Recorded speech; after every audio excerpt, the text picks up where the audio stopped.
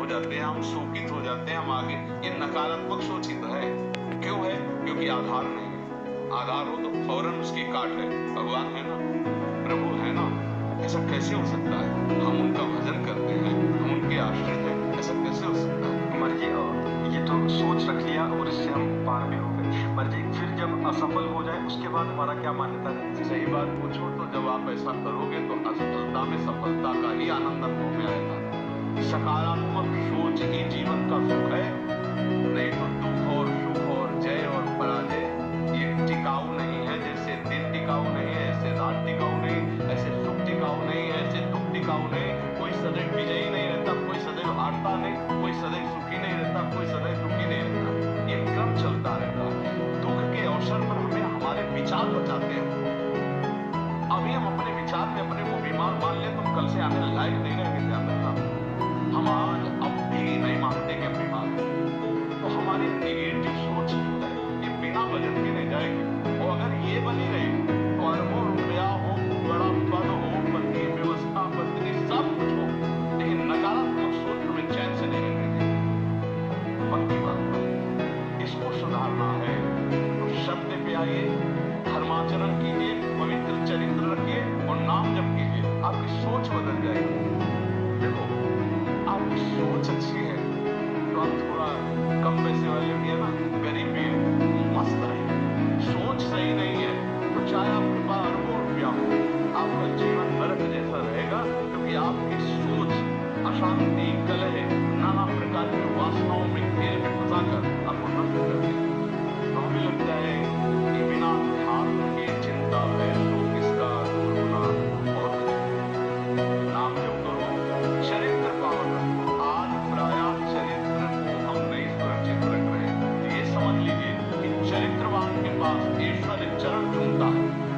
चरित्रहीन चाहे आप जितना धन एकत्रित कर ले, शांति और सुख का अनुभव नहीं कर सकते। अभी ये बात शास्त्र की और संतों की मानना स्वीकार करो तो अभी आनंद की अनुभूति हो जाए। हमारा चरित्र देखो, हम राम चरित्र गाते हैं।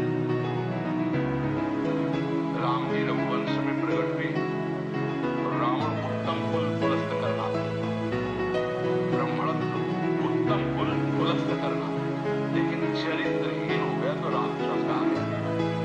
समझ रहे? चरित्र गाते हम, राम चरित्र गाते हैं।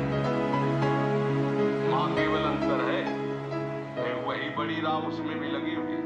राम राम माँ, वही भगवद अंश है, जय विजय और कोई दूसरा नहीं। ये लीला करके दिखाया कि एक चरित्रहीन हो गया तो राक्षस, चरित्रवान वही भगवान, सब में भगवान है। वही अब लीला कर रहे हैं। देखो, हम अपने चरित्र को पावन रखें, हम धर्म से चले, नाम जप करें और कहीं भी आपके अंदर नकारात्मक भाव आपको परास्त नहीं कर सकता। ये हमारा अध्यात्म का अनुभव की बात है। नहीं तो क्या कर दिया जाए जिससे आप बच सकते हो? सोचो, आपको क्या मिल जाए? एक ऐसा शब्द बोल दो जिससे आप निर्भय, निश्चिंत और निःशोक हो सकते हैं। एक बोलो कि ये मिल जाए तो मैं बिल्कुल निश्चिंत हो जाऊंगा और आपसे कोई कामना नहीं करूंगा। बोलो कोई एक बात नहीं बोल सकते, क्योंकि एक के साथ हजारों बातें लगी। एक केवल वो है कि परमात्मा मिल जाए तो फिर सब, जिसके पाने के बाद कुछ पाना बाकी नहीं रहता, जिसके जानने के बाद कुछ जानना बाकी नहीं रहता, और जिसको अनुभव करने के बाद कोई भय नहीं रहता। 5 वर्ष के प्रहलाद जी हैं, त्रिभुवनपति हिरण्यकश्यप है, सकारात्मक सोच है, मेरा हरि मेरी रक्षा कर रहा है, बाल बांका भी नहीं कर पाए, नहीं कर पाए। हाँ, अगर हमारी कभी पराजय होती तो उस समय भगवान इतना फल देते हैं, इतना सुख देते हैं कि वो पराजय क्षण में नष्ट हो जाती है, हमें शोक नहीं होता। देखो, बड़े बड़े भक्तों को पराजय का मुख देखना पड़ा। धर्मराज युधिष्ठिर अभिषेक हुआ, इंद्रप्रस्थ के सिंहासन पर चक्रवर्ती सम्राट पद पर बैठे, कपटियों ने कपट करके परास्त किया। 12 वर्ष का वनवास, 1 वर्ष का अज्ञातवास, परिणाम भारी कष्ट सहा। ऐसे महारथियों को छूट के रहना पड़ा, लेकिन परिणाम फाइनल में आई तो चक्रवर्ती सिंहासन पर महाराज युधिष्ठिर बैठे, उनके कुल में कोई नहीं रहता, सब विनाश को प्राप्त हुए।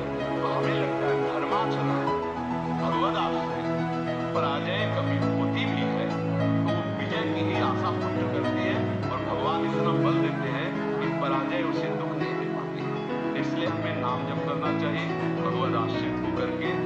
अध्यात्म को समझना चाहिए। आज हमारे नवीन बच्चे अध्यात्म को नहीं समझ रहे, तो बड़ी आचरण में बड़ी अपवित्रता आ चुकी है। आप देखिए कैसे कैसे गंदे अपने जीवन को इन अवगुणों से युक्त कर लिया गया। व्यसन, व्यभिचार, अभी अध्यात्म का ज्ञान न होने के कारण अपना नाश कर रहा। तो चरित्रहीनता, गुणहीनता और नकारात्मक सोचें, अगर इनको हमें ठीक करना है तो हमें बहुत सावधान रहना, हमें अपने चरित्र को बचाना। आज हमारे बच्चों में चरित्र सुरक्षित नहीं रह पा रहा। आज बच्चों का जीवन बड़ा संकटपूर्ण जा रहा है। बात पक्की समझना, हमको जब ऐसी बात आती है तो हम दुखी होकर के बोलने लगते हैं कि आज हमारे राष्ट्र का जो ये नवीन भविष्य है ये संकटपूर्ण परिस्थिति में जा रहा है। गर्लफ्रेंड, ये बॉयफ्रेंड, ये व्यसन, ये इनको चैन से नहीं रहने देगी। नवीन अवस्था के बच्चे जब गंदे आचरणों में फंस जाते हैं, अब उनको ब्लैकमेल किया जाता है, वो अपने माँ बाप से बता नहीं सकते कि दूसरे से कह घुटते रहते हैं, और अगर ज्यादा घुटन आ गए तो अपने आप को।